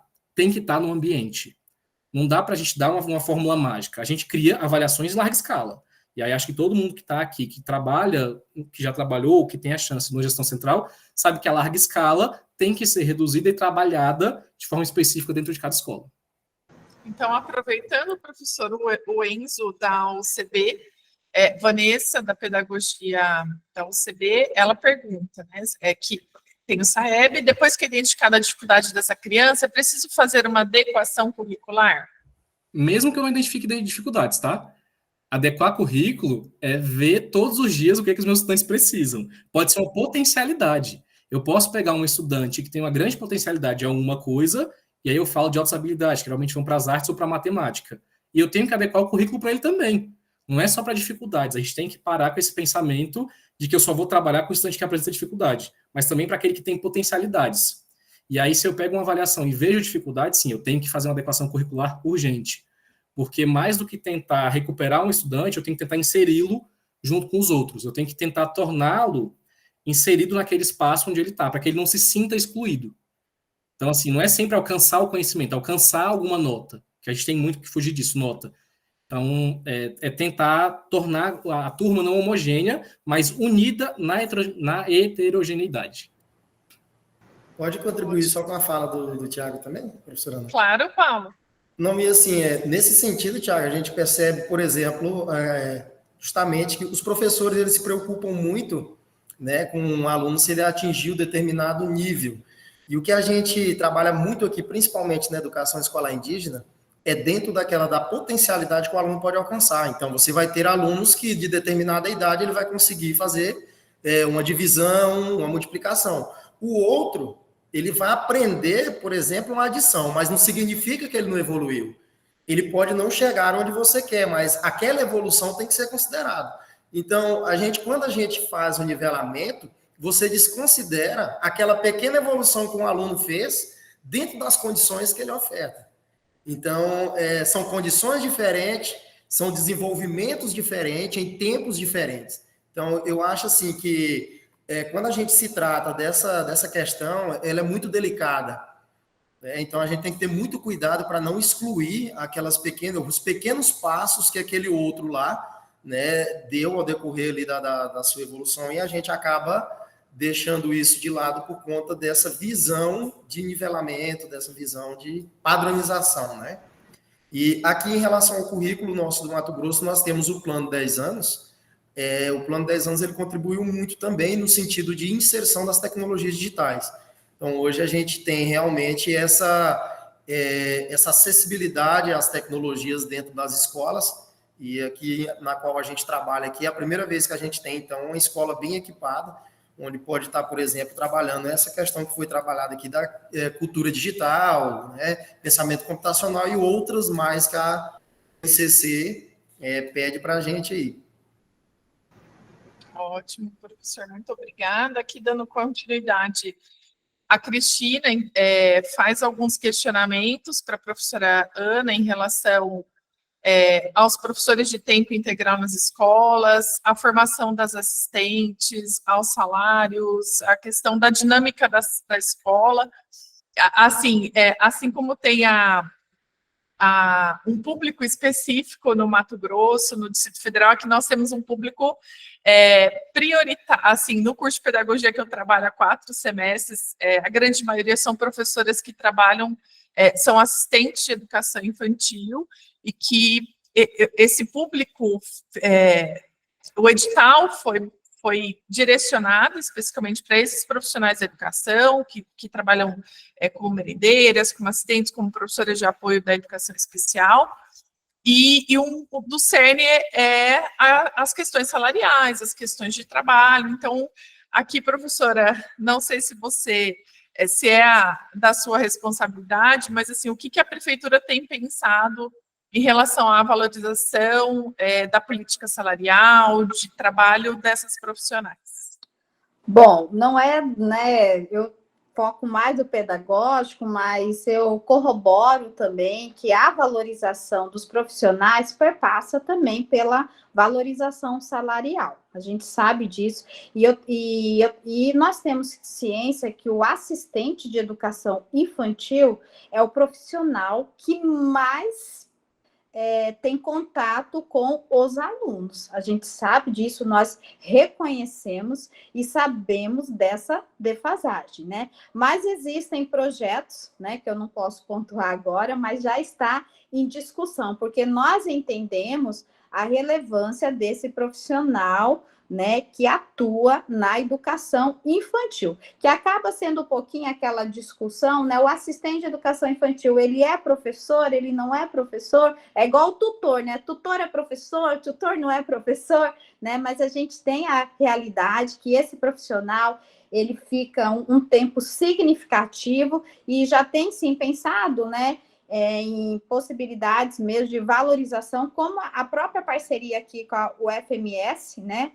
A parceria que nós fizemos, mas nós temos ciência que não é somente formação, né? Nós precisamos pensar mesmo em estrutura, né? Em estrutura também, a infraestrutura e a parte salarial também, mas que está em discussão. No momento eu não posso pontuar, mas quem fez a pergunta aí está em pauta, tá bom? Tá ótimo, professora. Então, aproveitando, eu vou fazer uma questão da professora Miriam, e aí depois tem uma questão mais geral sobre o papel da universidade, pensando nesses desafios.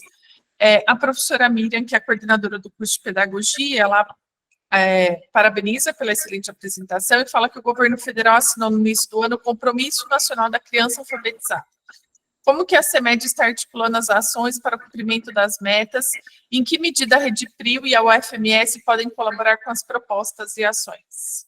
Então, o compromisso Criança Alfabetizada, eu até pontuei durante a minha fala que ainda eles faltam tecer algumas diretrizes. Mas hoje nós temos o programa também, que é uma política de governo, o MS Alfabetiza. Vocês sabem que teve uma alteração no Fundeb, né, que nós sabemos também, Tiago está aí, que a esfera da aprendizagem, Tiago, ele pode até corroborar, que a aprendizagem, ela tornou-se uma esfera financeira. A gente sabe disso, né, que teve essa alteração, e aí o MS Alfabetiza, né, é uma política de governo estadual que vem para normatizar isso, a distribuição do ICMS Educação, né, os 10%, né, Tiago? E mais o ICMS ecológico. E o que acontece? Então, nós temos hoje o programa MS Alfabetiza, que ele será integrado ao compromisso Criança Alfabetizada, porque pensa o professor com 2 programas, com 2 políticas. Então, nós estamos, Miriam, esperando, né, algumas diretrizes para a gente pensar na prática, né, ali como que nós vamos fazer. E claro que a universidade, ela é parceira, né, mas a forma como eles lançaram o decreto ficou que o governo estadual, a secretaria estadual, ela ela será responsável, né, pela, como que eu poderia dizer, pela coordenação dos municípios no ensino fundamental. A educação infantil está sob a responsabilidade das universidades. Então, houve essa divisão, mas mesmo assim nós entendemos que, independente, né, da formação, do compromisso, está articulado com a Secretaria Estadual Sede, nós podemos sim fazer parcerias, porque nós entendemos que é primordial a educação básica, né, dialogar com a universidade. Aí nós somos parceiros, né, em diferentes projetos, né? Eu tenho falado com o professor Jefferson, a professora Lia, o Vem para o UFMS, então acho que a gente tem bastante possibilidades, né? Temos inúmeras possibilidades de ampliação, mas estamos aguardando aí a normatização do MEC acerca, né, do compromisso criança alfabetizada, né? E isso é uma preocupação, né, também, de que quem acaba sofrendo a pressão, né? Porque a pressão começa, né, lá do MEC, né? Aí vem para os secretários, né? A prefeita, né? O governador, os secretários, chefia, os técnicos e o professor, né? Porque nós temos que comprovar, né, que a rede avançou na aprendizagem para termos recursos financeiros. Olha o desafio que nós temos, né? Talvez o Thiago possa até contribuir melhor com essa minha fala, que ele, né, ele é um estudioso de legislação. Então, a aprendizagem em uma esfera, né, do financeiro, ela abriu esse arcabouço de mais responsabilidade, porque se nós não comprovarmos que a rede avançou, nós não podemos ter recurso suficiente para implementar os projetos, né? Então, né, Thiago, acho que você pode contribuir, eu gostaria até de ouvi-lo. Thiago, acho que faltam 5 minutinhos para encerrar o nosso horário, se você puder, a professora... Não, ele vai responder, professora, é só porque como tem muito a ver com a questão da professora Cida, que é qual o papel e responsabilidade da universidade dos cursos de formação inicial diante de tudo isso que vocês pontuaram aqui das redes, dos cursos de formação. Eu vou fazer só um breve esclarecimento, porque é importante todos saberem disso, como é que funcionam os fundos e as leis, os decretos. Toda vez que surge uma política pública nova, e aí a gente pode datar as mais recentes no formato atual, a política de ciclos, aí o Mais Educação, que foi da educação em tempo integral, aí o novo ensino médio, que é o MTI, né? E aí o novo ensino médio, no formato que a gente tem hoje, que é o que foi a mudança do currículo, e agora a alfabetização. Então, a gente tem aí uma construção federal que sempre funciona assim. Solta-se um decreto, solta-se uma mudança de lei. Essa mudança de lei tem um período de adaptação do Estado, onde o Estado tem que apresentar a política estadual ali, ou municipal, e aí isso vem acompanhado de um fundo, de um recurso. Pode ser Fundeb, pode ser emenda constitucional, tem várias formas de destinar esse recurso. Eu fui conselheiro do Fundeb, então eu sei que tem diferenças ali no Fundeb, onde eu tenho descrições. Eu tenho até um tanto que pode ser para pagamento de pessoal, eu tenho tanto que é obrigatório que seja para infraestrutura, eu tenho tanto que é obrigatório que seja para projetos. E aí nisso a gente tem, por exemplo, o FNDE, né, que é o Fundo Nacional de Desenvolvimento, que tem essa função também de colocar dinheiro nas unidades federativas. Então, toda vez que vem uma lei como essa, da alfabetização, eu tenho todo um movimento estadual, que primeiro estados se organizem. Está aqui o dinheiro para se organizar e começar. E aí, nesse tempo que a gente está se organizando, o governo federal vai colocando o regramento específico que ele vê a partir da experiência. Então, ele vê a experiência dos estados e vai colocando, normatizando, colocando portarias ministeriais, editando novos decretos. E aí, especificamente, no papel da universidade, as universidades elas têm um papel excepcional, onde elas conseguem alcançar um público que a educação básica não consegue, que é quem está em formação. Então, eu consigo pensar na formação daquelas pessoas baseado na nova política pública. Então, eu já estou melhorando a educação de quem está entrando na rede. Porque quem já está na rede tem que passar por uma formação nova. Eu tenho que dar um curso de formação, eu tenho que dar um ambiente de aprendizado para quem está na rede, para quem já está atuando, porque é uma política pública toda nova. Vocês que ainda estão na parte de estudar as políticas públicas para começar a executar, já estão vendo a política nova. Então, vocês já estão vendo o papel da universidade. O papel da universidade é preparar a frente às novas regras, as novas técnicas, as novas metodologias. Então, quando você pergunta qual é a responsabilidade, é essa. É que a universidade tem que ser a ponta da lança de atualização. Enquanto o professor de sala é a ponta da lança de execução, a universidade tem que ser a ponta da lança de atualização. E aí, como a gente está falando aqui com pessoas responsáveis também de cursos universitários, hoje eu vejo um movimento muito grande das universidades abrindo espaço para a formação continuada de quem já está atuando. E isso é incrível para quem está lá. Eu não tenho chance porque eu vivo para trabalhar. Trabalho 40 horas, mas eu trabalho 60 toda semana. Então, mas eu vejo colegas que fazem cursos não de graduação, mas de extensão nas universidades, que saem maravilhados com as técnicas novas que eles aprendem ali, com a nova visão. Então, para falar sobre o Fundeb, né, é isso de entender que nunca vem só uma regra sem um recurso, ou só um recurso sem uma regra. Ele sempre vem casado. E o aprendizado entrou muito claro nessa parte dos recursos. Antes estava só na regra. Agora o aprendizado está inserido na parte dos recursos. E a universidade é de estar sempre atualizando quem está entrando, saindo da faculdade, né, entrando no mundo profissional, e hoje abrindo espaço para quem já está lá se atualizar.